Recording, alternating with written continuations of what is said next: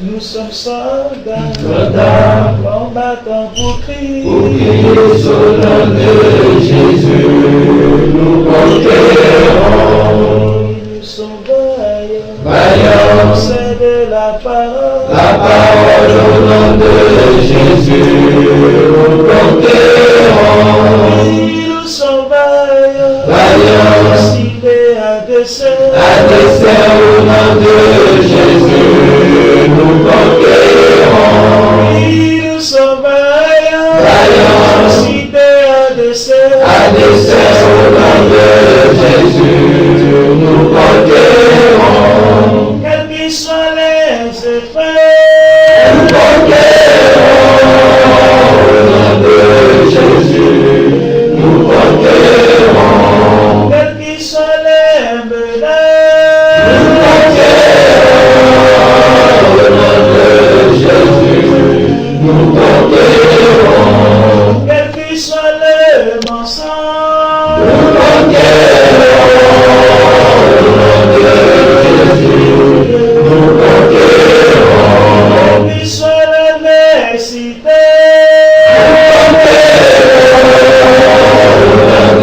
Jésus, nous conquérons. nous sommes vaillants, Vaillants, ciblés à dessein au nom de Jésus, nous conquérons. Nous sommes vaillants, Vaillants, ciblés à dessein au nom de Jésus, nous conquérons. Nous sommes vaillants, Vaillants, c'est de la parole au nom de Jésus, nous conquérons. Nous sommes vaillants, Vaillants, ciblés à dessein au nom de Jésus, nous conquérons. quels qu'ils soient les mensonges,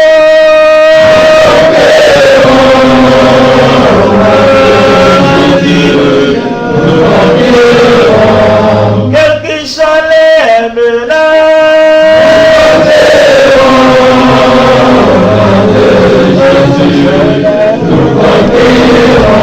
quelle qu'ils soient l'adversité,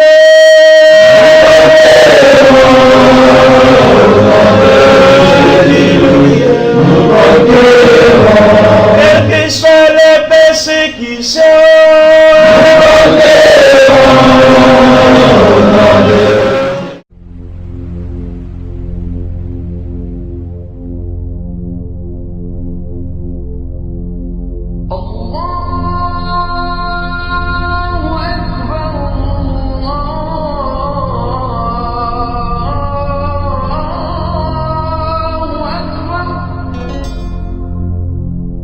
أشهد أن لا إله إلا الله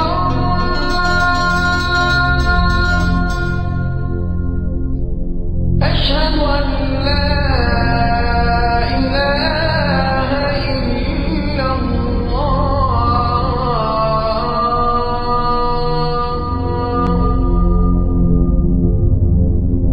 أشهد أن محمدا رسول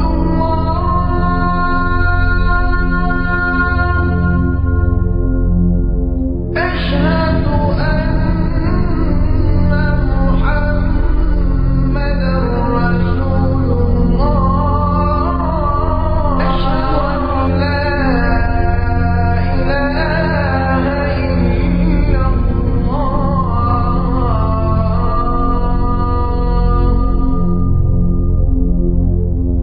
أشهد أن محمدا رسول الله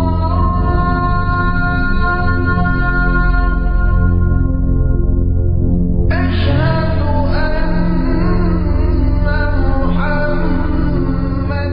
رسول الله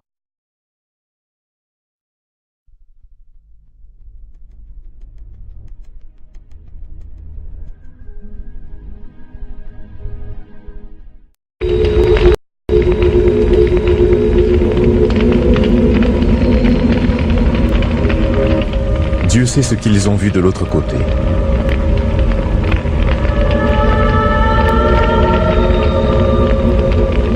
Ceux qui sont allés jusqu'au bord du précipice pour revenir ensuite décrivent leur peur, leur souffrance et des fleuves de feu.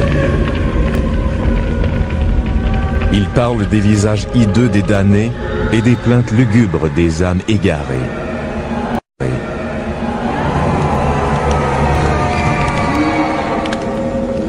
Charles McCaig est l'un de ces hommes. C'était horrible. C'était tout simplement incroyable. L'infirmière m'a dit que mes cheveux étaient tout hérissés et mes pupilles dilatées. Tous ceux qui étaient là savaient que j'étais terrifié.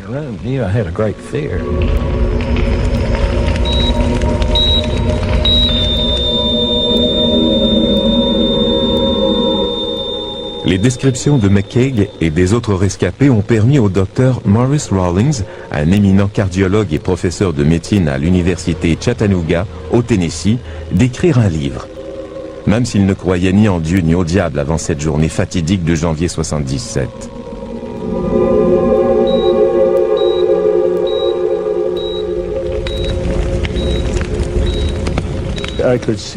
Je voyais bien qu'il s'agissait d'expériences infernales et je sentais la présence de Jésus-Christ ou l'influence d'un esprit divin dans la pièce. Je pensais, je suis médecin, c'est moi le responsable ici, mais je me sentais tout petit. Ces événements ont transformé la vie du Dr Rawlings et modifié le cours de la recherche sur les expériences de vie après la mort. Des expériences vécues la plupart du temps par des gens morts sur la table d'opération et qui ont pu être réanimés. Aux États-Unis, 11 millions d'individus ont rapporté avoir vu le fameux tunnel de lumière au moment de leur mort clinique. Depuis peu, certains d'entre eux ont enfin décidé de rompre le silence et de raconter leur histoire. Selon le Dr Rawlings, beaucoup d'entre eux ont vu l'enfer, préférant ensuite oublier cette insoutenable vision, preuve tangible de l'échec de leur vie terrestre. Qui va avouer qu'il a complètement raté sa vie? On n'en parle même pas à ses parents ou à sa famille. Quelques-uns en profitent pour réformer leur cœur. D'autres subliment cette expérience négative ou doivent l'enfouir dans leur mémoire pour arriver à la tolérer. Rawlings prend connaissance du phénomène le jour où Charles McCaig meurt plusieurs fois dans son bureau des suites d'une crise cardiaque. Il le voit et l'entend décrire l'enfer tandis qu'il se bat pour survivre. Il n'arrêtait pas de répéter « Je suis en enfer ». McCaig n'est pas la seule victime. Quand on leur demande des détails au sujet de leur mort clinique, d'autres rescapés décrivent des scènes macabres, hideuses, rappelant les images sataniques imaginées par les grands peintres de l'histoire. La vision des 4 fleuves de feu du Satan brossés par Giotto au XIVe siècle leur est commune, tout comme des descriptions semblables au Satan bestial de Francesco Traini. La plupart d'entre eux avaient l'impression de flotter au-dessus de scènes infernales où les flammes léchaient les corps nus des damnés, pressés l'un contre l'autre comme dans une fresque de Signorelli. Les découvertes qui ont poussé le Dr Rawlings à écrire « To Hell and Back » sont étrangement reflétées dans le Purgatoire de Bosch peint au XVe siècle. On y retrouve le fameux tunnel de lumière blanche, mais on y voit aussi les esprits terrestres englués dans la pénombre au milieu de nulle part. C'est l'odyssée de Charles McCaig qui amène finalement le Dr Rawlings à discerner le côté macabre de l'au-delà. En janvier 1977, souffrant de douleurs thoraciques, McCaig se présente à son centre de diagnostic. J'étais au centre de diagnostic parce que je croyais que j'avais fait une crise cardiaque au travail. Il voulait me faire passer une épreuve d'effort avant de me renvoyer chez moi. Pendant l'épreuve, j'ai regardé les signaux du moniteur et j'ai compris que ça n'allait pas. La ligne ne zigzaguait pas du tout, comme si mon cœur avait cessé de battre. C'est à ce moment-là que je suis tombé. Une des infirmières lui donnait de l'oxygène et une autre a commencé le bouche à bouche pendant que je lui faisais un massage cardiaque. L'équipe a réussi à le réanimer, mais son cœur avait cessé de battre pendant de longues minutes. La première fois qu'ils m'ont réanimé, j'étais absolument terrifié. J'avais vécu une expérience horrible, mais je n'y comprenais rien. Le docteur m'a demandé ce qui se passait et j'ai répondu « Je reviens de l'enfer ». Il criait « Docteur, n'arrêtez pas ». D'habitude, il crie plutôt « Lâchez-moi, vous me brisez les côtes ». Lui, il m'a dit « Chaque fois que vous arrêtez, je retourne en enfer ». Rawlings et son équipe sont impressionnés par la terrible frayeur de McCaig, une frayeur bien supérieure à celle de tout autre patient. Il se débattait. Il disait voir les feux de l'enfer, des démons, des êtres qui le pourchassaient. Et il répétait « Je suis en enfer, priez pour moi ».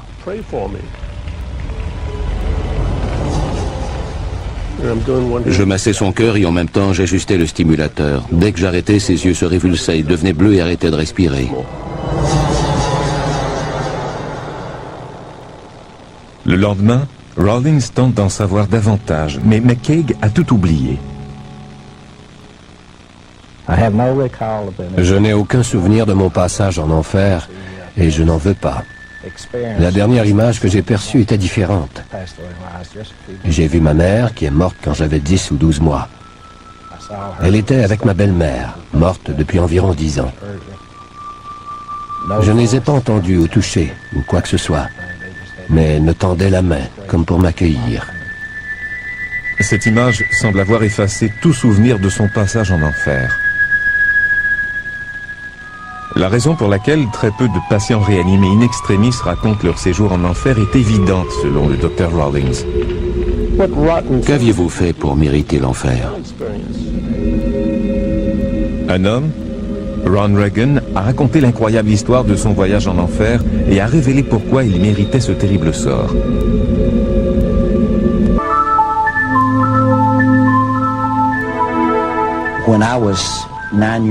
À l'âge de 9 ans, je vivais dans les montagnes du Tennessee.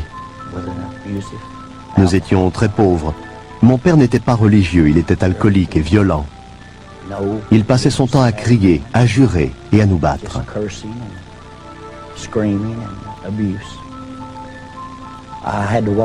Pour aller à l'école, je devais attraper l'autobus scolaire qui passait à 5 km de chez nous. Un jour, une dame veuve m'a arrêté au passage et m'a dit « J'ai un cadeau pour toi ». C'était un petit agneau. Nous sommes devenus vite inséparables. Le matin, il marchait à mes côtés et l'après-midi, il m'attendait près de l'arrêt d'autobus.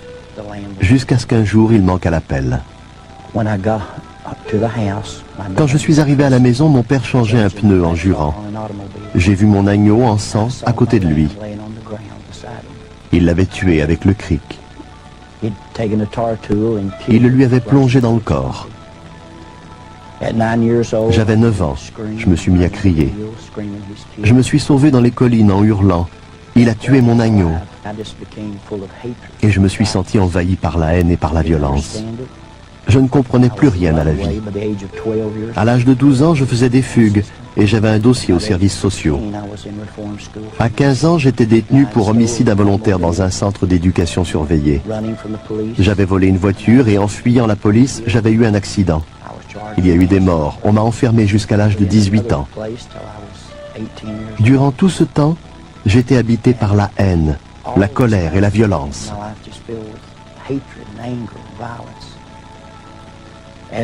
Entre-temps, j'ai tout de même fait la connaissance d'une jeune fille, Hélène. Personne ne voulait de moi à cause de mon caractère violent. Mais elle a perçu un autre aspect de moi. Et en 1964, nous nous sommes mariés. Elle avait 15 ans et moi 17. Nous n'avions pas d'argent, pas de travail, nulle part où habiter. Alors nous sommes partis à l'aventure. Nous dévalisions les débits de boissons et les stations-service en jouant à Bonnie and Clyde, je suppose. Peu après, ma vie sombrait dans la drogue et l'alcool.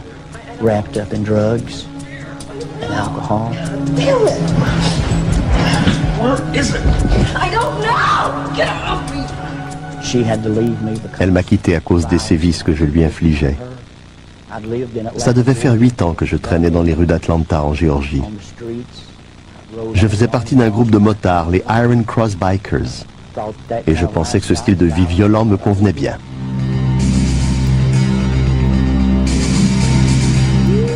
Grandma! Grandma! Come on. Get this way, get this way, get this way! Come on, come on. Yeah, I know. Grandma!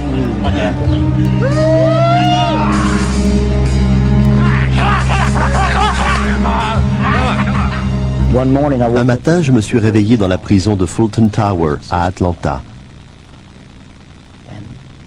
Ils m'ont dit, on n'en finit pas de t'arrêter pour coups, blessures et usage illégal d'une arme à feu. On a décidé de t'interroger au sujet des meurtres qui ont eu lieu ici, à Atlanta. Je ne savais même pas si j'étais coupable.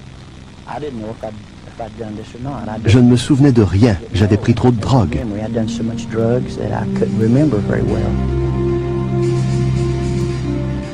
Le lendemain, tandis qu'on l'amène au tribunal, il s'enfuit par une porte dérobée et prend l'autobus jusqu'à Knoxville. Il se réfugie auprès de son ex-femme et de son fils de 6 ans. Quelques jours plus tard, bourré de drogue, il attaque un homme à la porte d'un magasin. Son fils est témoin de l'agression. J'ai senti la haine m'envahir et je l'ai frappé.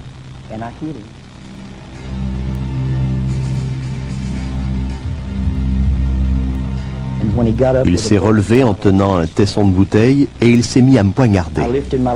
J'ai levé mon bras gauche pour me protéger le visage et il m'a atteint au bras, tranchant le biceps, les ligaments et l'artère principale. Ensuite, il a tranché l'artère de ma jambe et le commerçant m'a dit « Il faut aller à l'hôpital tout de suite, vous allez saigner à mort ». Mon fils était là.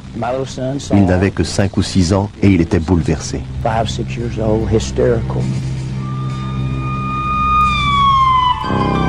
Quelques minutes plus tard, affalé au fond d'une ambulance, Reagan meurt et se retrouve aux portes de l'enfer. L'ambulancier m'a regardé et il m'a dit « Croyez-vous en Dieu ?» Je ne savais même pas de quoi il parlait. Sir, do you know the Lord? Jesus? I don't know any Jesus. Well, you better talk to him. He's in a serious condition. Damn you. And in a matter of minutes, L'instant d'après, j'étais au milieu des flammes, burst into flames. comme si l'ambulance avait soudainement explosé. And all around me, I could smell Je sentais l'odeur du feu, like an electric ou plutôt un mélange de soufre et de fumée. the smoke. I could hear screams. J'entendais des cris. And after a little while, it was like I was moving Au bout d'un moment, j'ai eu l'impression de survoler les flammes looking down. et je me suis retrouvé au-dessus d'un petit lac entouré de falaises. Appeared to be a small lake with cliffs all around. But the lake Le lac était en flammes and the lake et was une foule de gens y brûlaient. and they're screaming and they're burning. Ils brûlaient et hurlaient. And they're all screaming. And then Tout à coup, leurs visages se sont rapprochés et j'en ai reconnu quelques-uns. start coming close to me, and I recognize some of them. I see ones that have died. Certains d'entre eux étaient morts d'une surdose ou avaient pris le volant un soir d'ivresse. Robbery. Some that have D'autres avaient été tués durant un vol à main armée ou au cours d'une bagarre. some that have Ils criaient tous mon nom. and they're all screaming. Ronnie, ne viens pas. Ronnie, don't come here. Tu ne pourras plus repartir. And I hear this and I Je les entendais, je respirais cette odeur, I don't understand. mais je ne comprenais rien. Je ne connaissais pas encore la peur. Ma vie était remplie de violence et de haine. On m'avait tiré dessus, on m'avait poignardé, mais je n'avais jamais eu peur. À ce moment-là, j'ai sombré dans l'inconscience. Pendant des heures, des jours, des semaines, j'ai été incapable d'oublier cette vision. En sortant de l'hôpital, je me suis saoulé. J'ai pris de la drogue. Mais ça n'a servi à rien. Je n'arrivais pas à oublier. Dès que j'éteignais les lumières, je revoyais cet horrible spectacle.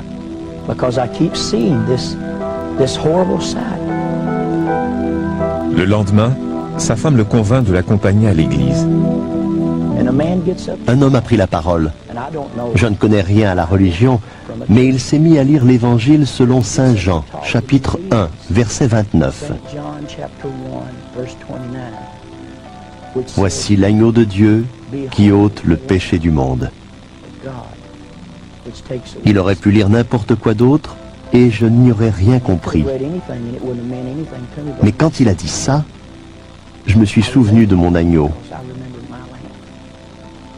Il a dit, Jésus est l'agneau de Dieu et il est mort pour racheter les péchés de l'humanité et nous sauver de l'enfer.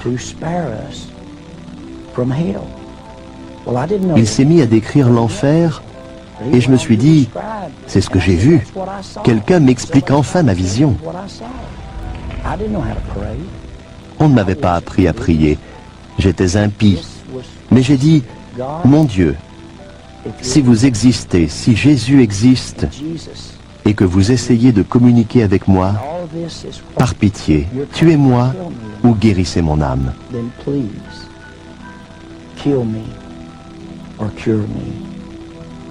Je ne peux plus vivre comme ça. Je suis un père indigne et un mauvais mari. Je n'arrive même pas à garder un emploi. Par pitié, tuez-moi ou guérissez mon âme. Ce matin-là, j'ai pleuré.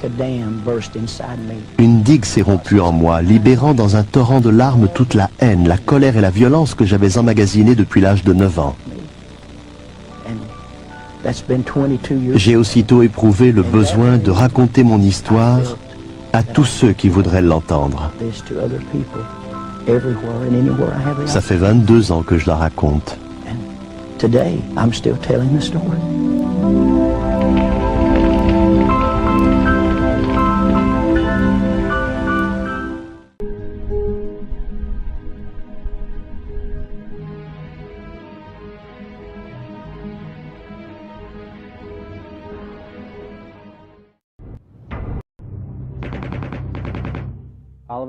Tout à coup, j'ai eu une sensation de chaleur dans le haut de ma tête, par l'arrière, puis tout est devenu noir.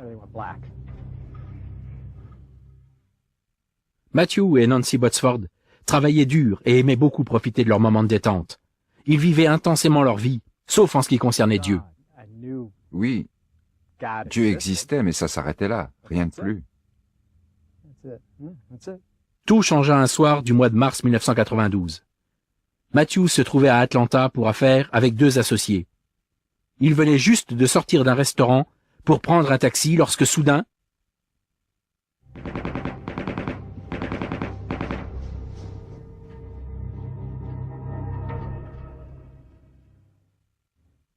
Matthew et ses collègues ne virent rien venir. Derrière eux, plusieurs hommes se disputaient. Lorsque 3 d'entre eux sortirent des Uzis et firent feu, un des amis de Matthew prit une balle en pleine tête qui le tua sur le coup. L'autre collègue n'eut rien, mais Matthew reçut également une balle à la tête et mourut. C'était les ténèbres totales et une peur incroyable. Je suis allé en un lieu qui, d'après moi, devait être l'enfer. C'était dépourvu de quoi que ce soit de bon. Il y régnait un tel froid glacial qu'il n'existe aucun mot pour le décrire. Une main est descendue vers moi et j'ai senti qu'elle apportait une chaleur qui s'est mise à inonder l'endroit où je me trouvais d'une lumière blanche très brillante. J'ai été tiré vers le haut et j'ai entendu une voix qui a dit « Ce n'est pas ton heure ». Matthew fut réanimé sur place et emmené à l'hôpital Piedmont d'Atlanta. Nancy l'y rejoignit en avion depuis le Michigan. Sa première entrevue avec le médecin fut très éprouvante. Il a dit que s'il passait la nuit, il y avait 30% de chances pour qu'il survive. Il devrait sans doute rester dans une chaise roulante. Et peut-être que sa blessure au cerveau allait faire de lui un légume. Il ne savait pas. Il pensait qu'il devrait peut-être même aller en institution. Nancy fit quelques pas dans le corridor pour se rafraîchir les idées. Après avoir reçu cette horrible nouvelle, je n'ai vu que du noir devant moi. C'était indescriptible. Des ténèbres devant moi qui ne faisaient que s'épaissir. J'ai eu l'impression de tomber dedans, de perdre tout contrôle, de ne plus rien pouvoir faire. Puis j'ai senti une main pesante sur mon épaule. Il n'y avait personne avec moi, et j'ai compris que c'était Jésus. Je suis immédiatement retournée dans la chambre de Matt. Il était couvert de bandages et j'ai dit « Seigneur !» Et je n'étais même pas sauvée. Rien. « Seigneur, ramène-moi mon mari, même s'il doit rester dans une chaise roulante, peu importe, mais ramène-le-moi avec son cœur, sa personnalité, son caractère. » Cette promesse allait être mise à l'épreuve. Matthew restait toujours dans le coma et son cœur s'arrêta plusieurs fois. Nancy vivait une heure à la fois, une crise après l'autre. Mais chaque crise apportait son lot d'espoir. Dans chaque situation, qui aurait pu être fatale, il y avait chaque fois un retournement. On lui a fait une dialyse et les médecins m'annoncèrent que ça prendrait 3 semaines. Ça n'a duré que 3 jours. Ainsi, les choses évoluaient. Après 27 jours, Matthew sortit du coma. C'était merveilleux. C'était comme être reconnectés ensemble. Et dès qu'il est revenu à lui, la priorité est devenue de le remettre sur ses pieds, de se battre contre la probabilité qu'il doive passer le restant de sa vie en chaise roulante ou en institution. Le côté gauche de Matthew était paralysé. Pire, les dommages au cerveau affectaient sa capacité à penser et à réaliser même les tâches les plus simples. Ils retournèrent au Michigan, où Matthew commença sa rééducation afin de rétablir l'usage de son corps et de ses capacités intellectuelles. La rééducation, ça a été très douloureux physiquement. C'était douloureux, mais aussi cognitivement. Je me rappelle que je faisais des choses simples comme réciter l'alphabet mentalement en prenant bien soin de ne rien oublier de A jusqu'à Z. On m'apprenait aussi à manger. Pendant 2 longues années et demie, Matthew travailla dur avec Nancy à ses côtés. Les progrès furent lents. Il finit par pouvoir se passer de chaise roulante, mais il devait s'aider d'une canne pour marcher. Du côté mental, les progrès furent encore plus lents, mais Nancy se souvint de sa promesse de rester avec lui malgré tout. Cognitivement, ce n'était pas ça du tout. Il était complètement ailleurs. Parfois, je me disais que je ne m'étais pas engagée pour ça, mais je me souvenais ensuite de ma promesse, qui était bien plus forte que tout le reste.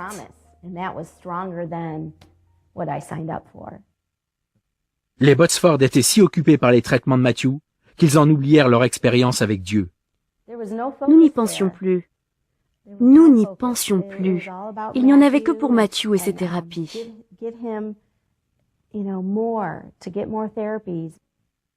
Jusqu'au moment où ils déménagèrent pour la Floride. Un jour, alors qu'il se promenait, Matthew rencontra un voisin. Je l'ai regardé et je lui ai demandé s'il savait où se trouvait une bonne église dans le coin. J'ai été tout étonné de ma question. Ma femme aussi en a été tout étonnée. J'ai dit comment? Mais nous ne cherchons pas d'église.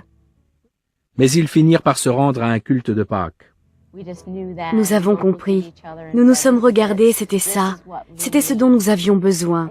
Nous avons été remplis de paix et avons ressenti une grande stabilité.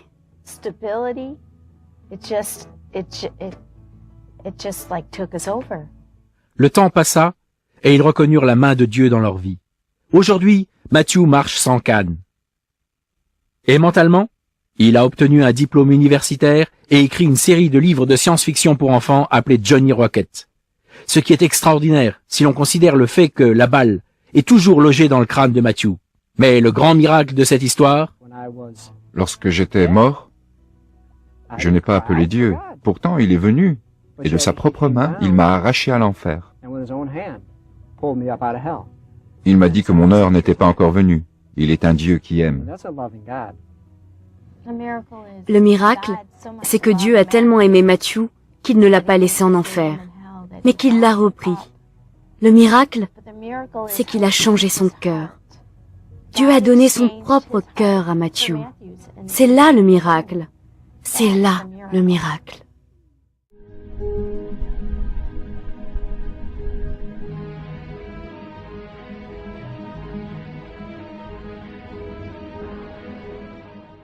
Au nord de là, que nous avons rencontré M. Jules Roucou, qui a passé 40 ans à travailler dans les docks du port de Rouen. Né dans les taudis de la rue des Arpents, il a été livré à lui-même dès l'âge de 13 ans. Cet homme est devenu ivrogne, buvant jusqu'à 5 litres de vin par jour, et bagarreur. Il a fait de la prison. Vivant dans la débauche, il traitait sa femme chrétienne comme esclave qu'il battait jusqu'au sang et attachait avec des chaînes, parfois l'obligeant à coucher dehors, en plein hiver. Ce passé, il n'aime pas l'évoquer aujourd'hui. Lors d'un coma prolongé, il s'est trouvé dans un endroit horrible, ressemblant à l'enfer et dont il parle avec crainte et émotion. Cette expérience l'a conduit plus tard à donner sa vie à Jésus-Christ. Je suis né à Rouen, d'une famille très pauvre. Dès mon plus jeune âge, il fallait que je trouve de la nourriture pour nourrir mes frères et mes sœurs, ainsi que mes parents. À l'âge de 13 ans, je travaillais sur les ports et docks de Rouen, à tirer des mulets, des fûts de vin, à décharger des bateaux de vin. J'ai commencé à boire à cet âge-là. Par la suite, je suis devenu un voyou. À l'âge de 17 ans, je connaissais les filles de joie. À l'âge de 17 ans et demi, je me suis engagé pour l'armée, dans l'armée française. Quand je suis revenu de l'armée, j'étais plus que méchant. J'étais une crapule, un bagarreur et tout. Une fois mes 27 ans, je me suis marié, j'ai trouvé une épouse. Je me suis marié croyant que ma vie allait changer, mais c'était pareil. J'étais devenu ivrogne, invétéré. Je frappais mon épouse. J'ai rendu mon épouse très malheureuse. Mes enfants de même. Au début de notre mariage, mon mari m'avait bien caché qu'il buvait, mais je me suis vite aperçue qu'il buvait beaucoup. Et chez nous, c'était la vie d'enfer. Il rentrait le soir, il nous frappait. Il nous recouchait même dehors. C'était affreux, enfin. Et puis, il me menaçait toujours de se suicider. Donc, je ne le croyais pas. Et un jour, eh bien, oui, il l'avait fait. Et nous l'avons laissé comme ça, croyant qu'il nous faisait la comédie comme d'habitude.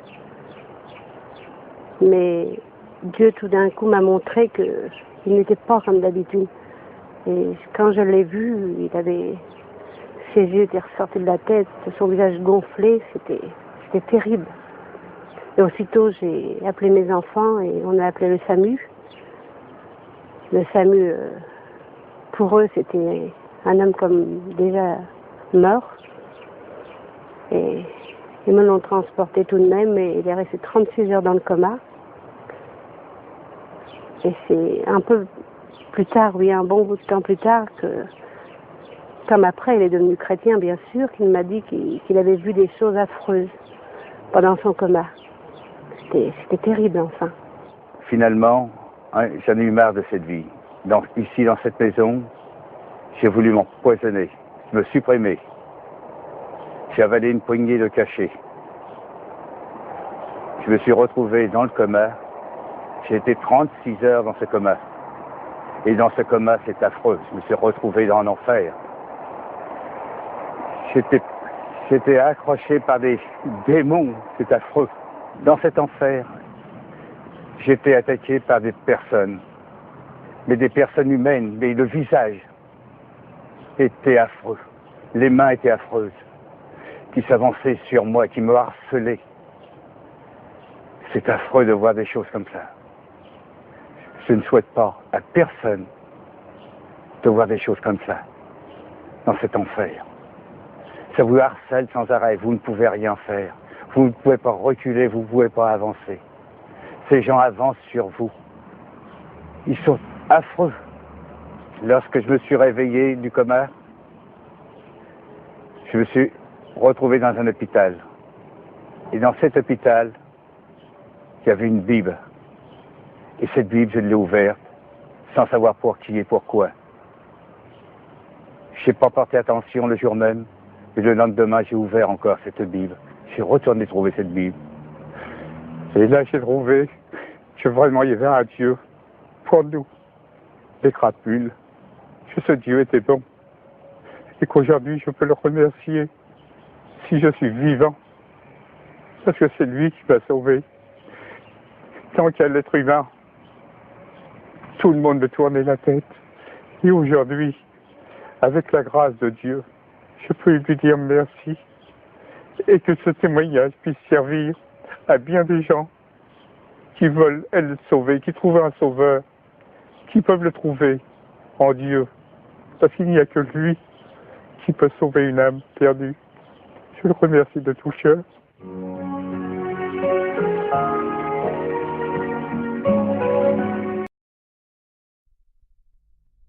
Mohammed, le prophète de l'islam, n'a-t-il pas clamé son incertitude et sa totale confusion sur son futur, celui des musulmans et de l'islam, en ce qui concerne le salut, quand il l'a lui-même clairement dit, au début de sa vie, dans le Coran.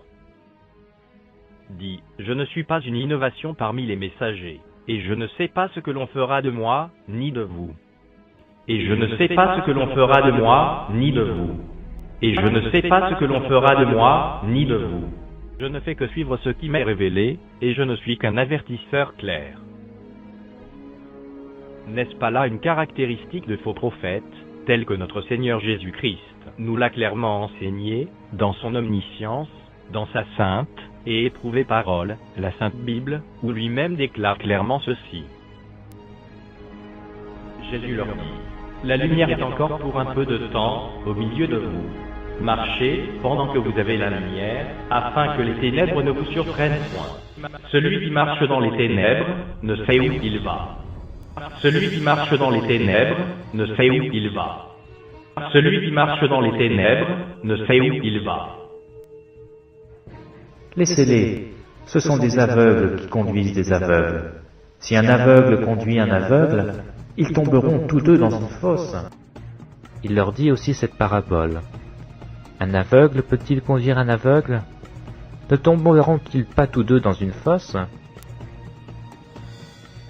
Toutefois, Mohammed, le prophète de l'islam, n'a-t-il pas confirmé, de la part d'Allah, sans réserve et sans équivoque, la destination claire et future des musulmans, quand il l'a lui-même clairement dit, à la fin de sa vie, dans le livre de son Dieu, Allah, le Coran. Il n'y a personne parmi vous qui ne passera pas par l'enfer.